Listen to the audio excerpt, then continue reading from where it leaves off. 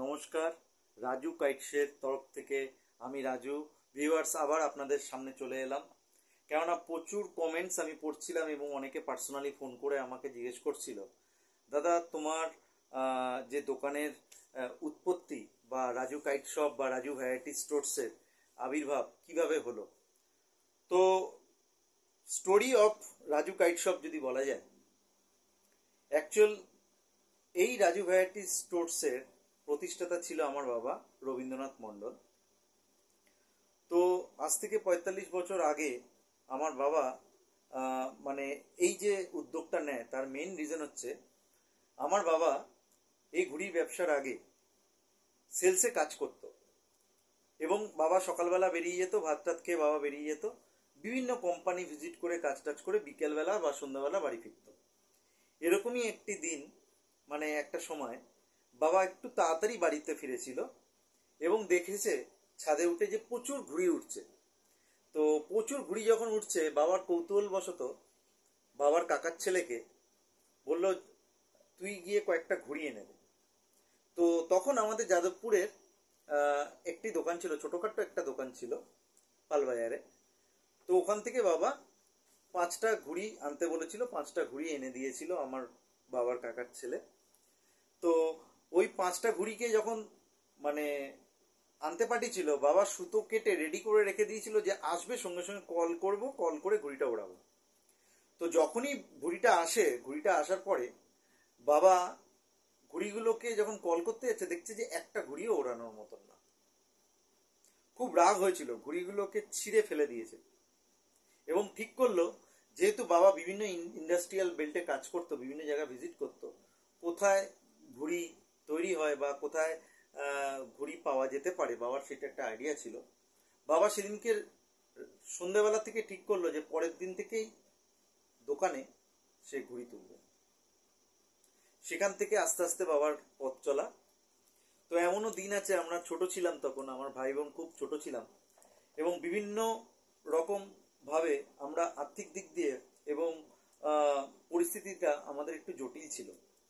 তো বাবাকে দেখতাম বাবা সাইকেল নিয়ে বেরিয়ে যেত, সাইকেল নিয়ে বেরিয়ে গিয়ে রাত্রিবেলা 11টা, 11:30, 12টা, 1টা, এমন ক্ষেত্রেও হয়েছে 1টা বেশি বেজে গেছে, সাইকেল করে ঘুড়ি নিয়ে আসতো দুদিকে, পিছনের দিকে কেরিয়ারে বেঁধে নিয়ে আসতো। তো সাইকেলে বাবা যখন আসতো প্রচুর কুকুর তাড়া করতো, এরকমও দিন গেছে বাবা এসে গল্প করতো প্রচুর কুকুর তাড়া করছে, আমি একা একা সাইকেল চালিয়ে আসছি, সাইকেলের দুটো মানে স্ক্রুতে পিছনের প্রচুর ঘুড়ি ড্যামেজও হয়ে যেত। তো সেইভাবে আস্তে আস্তে চলা। তো আমাকে কয়েকজন প্রশ্ন করেছিল, দাদা তুমি এই ব্যবসায় এলে কি করে এবং তুমি কোনোদিন ঘুড়ি ওড়াওনি। অ্যাকচুয়ালি আমি প্রচণ্ড ঘুড়ি ওড়াতাম, প্রচণ্ড ঘুড়ি ওড়াতে ভালোবাসতাম। ঠিক আছে, স্যার এসে বসে থাকতো, দেখতো আমার ঘুড়ি টিপ টিপ করে বাড়া। ঠিক আছে, স্যার বলতো যে তোমার ঘুড়ি কি তুমি নামাবে না আমি চলে যাব। তো তাড়াহুড়ো করে ঘুড়ি নামাতাম, নামিয়ে পড়তে বসতাম, মনটা সেই আকাশের দিকেই থাকতো। তো আমি 1989 সালের কথা বলছি। আমাদের কলকাতার এমন একটি জায়গা আছে নর্থ সেকশনে, আমার বাবা মা নিয়ে যায় একদিন দুপুরবেলায় যে তোকে ঘুড়ি আনতে যাচ্ছি, নিয়ে যাব। তো সেখানে যাই, সেখানে গিয়ে আমাকে যখন দেখায় রবীন্দ্রনাথ ছেলে এসছে, আমাকে হাতে গুটিয়ে একটু সুতো দিয়েছিল এবং একটা টোক্কাল ঘুড়ি দিয়েছিল। তো যাদবপুর স্টেশনে যখন নামি, কখন বাড়িতে গিয়ে এই ঘুড়িটা ওড়াবো এবং ওই সুতোটা ওড়াবো সে নিয়ে খুব কৌতূহলবশত ছিলাম। এবং আমি যখন ঘুড়ি ওড়াতে যেতাম তখন আমার বাবা খুব ভয় পেত, কেন চিলাকোটার ছাদে একা ঘুড়ি ওড়াতাম, একা একা ওড়াতে যেতাম, তখন বাবা দোকানদারি করতো।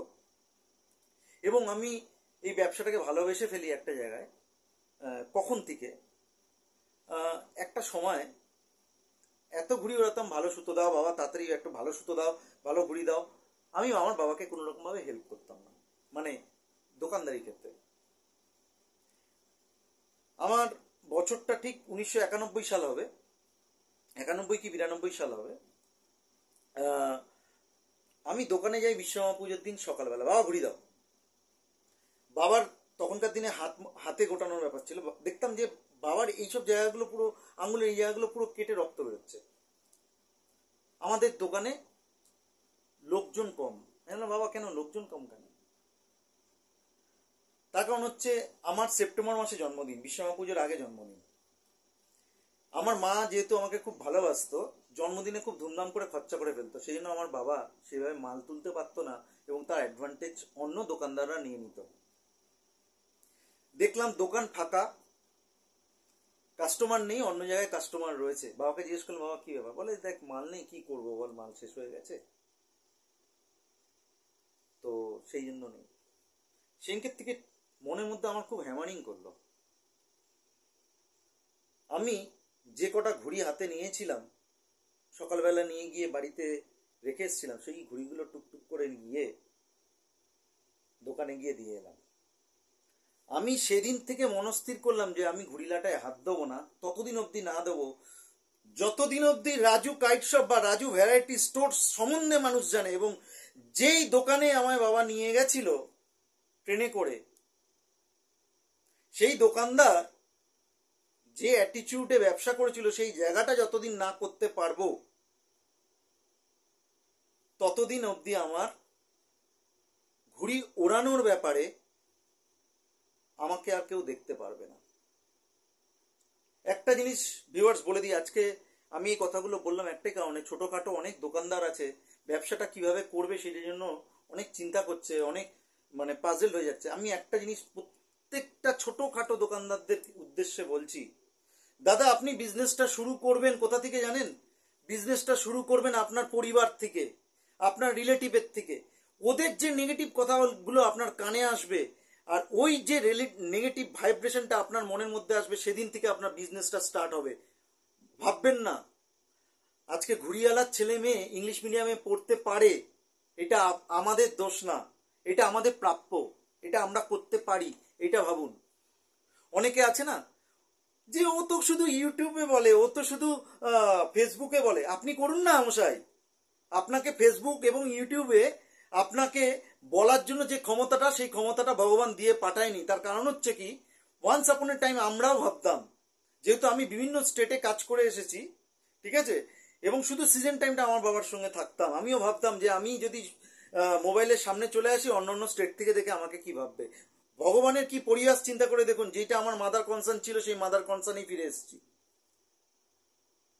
এবং আরেকটা জিনিস আপনাদের বলে দিই, আজকে সচিন তেন্ডুলকর যখন জিম্বাবুয়ের বিরুদ্ধে খেলেছিল, ওলাঙ্গা যখন সচিনের উইকেটটা নিয়েছিল, সেই উইকেটটা নেওয়ার পরে খুব বাজেভাবে তাকে অসম্মান করেছিল এবং হেসেছিল। সেই রাত্রিবেলায়, ম্যাচের দিন রাত্রিবেলায় আজ সচিন সেনকে ঘুমাতে পারেনি যে কিভাবে তার শোধ নেবে। এবং পরের ম্যাচে যখন সচিন তার নিজের জায়গাটাকে তৈরি করে দেখিয়ে দেয়, সেদিনকে ওলাঙ্গা বুঝতে পেরেছিল সে কি মস্ত বড় ভুল করেছে, ঘুমিয়ে থাকা বাক্যে উঠিয়ে দিয়েছে। তো অতএব আমার যত কটা ভিডিও আছে, কোনোদিন একটা ভিডিওতে শুনতে পারবেন না আমি কোনো কাউকে অসম্মান করে কথা বলি এবং কোনো দোকানদারকে ছোট হিসেবে দেখি। তার কারণ কি জানেন? আজকে যেই দোকানদারকে আমি ছোট করব, ভবিষ্যতে তার কাছ থেকেই আমাকে মাল আনতে যেতে হতে পারে, বা আমাদের বিজনেসের জায়গাটা তৈরি হতে পারে।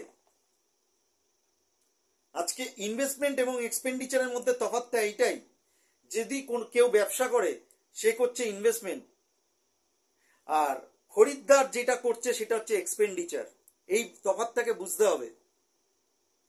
আজকে যেমন ধরুন, আজকে ছোট ব্যবসায়ীরা অনেকে আমাকে জিজ্ঞেস করছে, দাদা এত আমাদেরকে কষ্ট করে ব্যবসা করতে হচ্ছে, ঠিক আছে, আমি একটা জিনিস মনে করি দাদা, আপনি ছোট দোকানদার হন আর আপনি বড় দোকানদার হন, আমাদের ব্লাড গ্রুপটা একই, আমাদের প্রত্যেকেরই পরিবার আছে, প্রত্যেকেরই আজকে আমাদের লাভও করতে হবে, আমাদের প্রত্যেকের লোকসান আছে। অতএব আমরা নিজেদের বন্ডিংটাকে সবসময় ঠিক করব এবং আগামী দিনে যেন আরো বেটার ব্যবসাটা করতে পারি, তার জন্য আমাদেরকে সেইভাবে ছোটখাটোভাবে কাজটা করতে হবে এবং পজিটিভভাবে কাজ করতে হবে। এবং আজকের ডেটে মাঞ্জার যে রুইগুলো হয়, মাঞ্জার রুইগুলো, আজকে মেইন কথা হচ্ছে যে আমাদের যে পলিউশন বা এনভায়রনমেন্টটা যেরকমভাবে চেঞ্জ হচ্ছে, আজকে আমরা বেশি দিন মাঞ্জা রাখতে পারি না, মাঞ্জাটাকে বেশি দিন রাখতে পারি না, তার কারণ তুলোর কোয়ালিটিটাও খারাপ হচ্ছে, ঠিক আছে।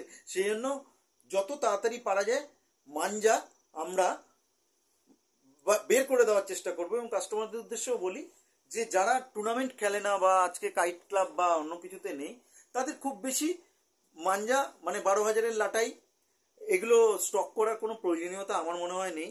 ঠিক আছে, আপনারা অল্প মাঞ্জা নিয়ে তাড়াতাড়ি ইউজ করে ফেলুন। এবং আমাকে অনেকে জিজ্ঞেস করছে যে दादा मैं सुन रहा हूँ आप बाहर से दुबई से माल लेके आ रहे हो। দেখুন দাদা, এসব অনেক কথা আপনাকে শুনতে হবে, এই জন্য মন খারাপ করার কোনো ব্যাপার নেই। চিহ্নিত করুন আপনি যেই যেই কাস্টমারগুলোকে মনে হয় যে আপনি অ্যাভয়েড করতে চান, রেগুলার ফোন করবেন। আজকে আপনাকে কে কি কথা বললো আপনি শুনলেন, শুনে তার পিছনে দৌড়াতে যাবেন না। আপনার নামে যে নিন্দা করবে এটুকু মনে রাখবে না, আপনি সরে যাওয়ার পর বা ও সরে যাওয়ার পরে তার বিরুদ্ধেও আরো 5 জন কিন্তু নিন্দা করবে। অতএব এই জায়গায় অত মাথা খারাপ করে কোনো লাভ নেই। ঠিক আছে, এবং বিজনেসটা ডিজিটাল হচ্ছে, প্রত্যেকেই আস্তে আস্তে ডিজিটাল পে আউটগুলোকে তৈরি করুন, আস্তে আস্তে গুগল পে, ফোনপে, ঠিক আছে, অ্যাপসগুলোর মাধ্যমে পেমেন্ট নেওয়া শুরু করুন। এবং কোনো যদি অসুবিধা হয় নিশ্চয়ই ফোন করবেন। এবং আশা করি আমার কিছু কথা শুনে আপনাদের কিছু জায়গায় ভাইব্রেট হলো। ঠিক আছে, এবং আমি মনে করি বিজনেসটা সুন্দর করতে গেলে একটা সুন্দর মন তৈরি করাটা বিশেষ দরকার। তো নমস্কার, আগামী ভিডিওতে আমি আরো বেটার কিছু প্রশ্নের উত্তর আমি আপনাদের দেব। আজকে একটা জিনিস মনে করি যে অহংকার করে কোনো লাভ নেই।